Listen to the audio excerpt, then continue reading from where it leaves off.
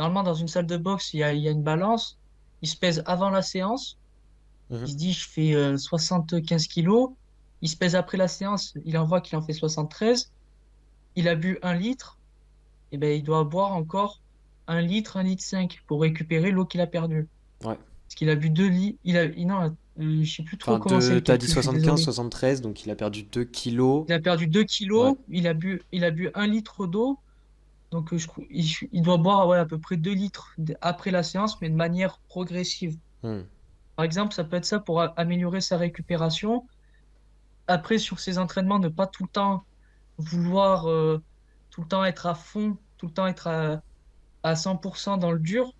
Ouais. Et des fois, travailler sa technique pour l'optimiser, optimiser ses pivots, son transfert, sa garde, pour limiter les coups qu'il peut prendre.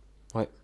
Après, sur le physique, il, bien sûr, comme j'ai dit au début, faire par exemple les footings longs, continus, les 5 bornes en 30 minutes, les 40 minutes de course, tout ça.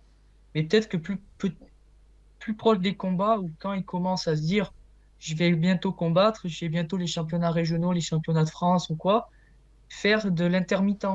Hmm.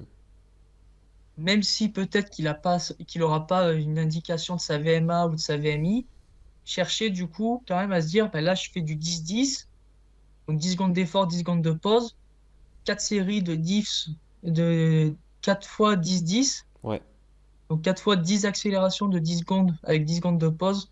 Entre chaque série, par exemple 2 minutes de pause, et ben du coup, avec les 10 secondes où il se dit du coup, ben, je vais à fond, je vais en sprint, j'ai 10 secondes de repos et ainsi de suite, déjà on sera plus pertinent sur l'approche spécifique au sport et ça changera sa manière de s'entraîner.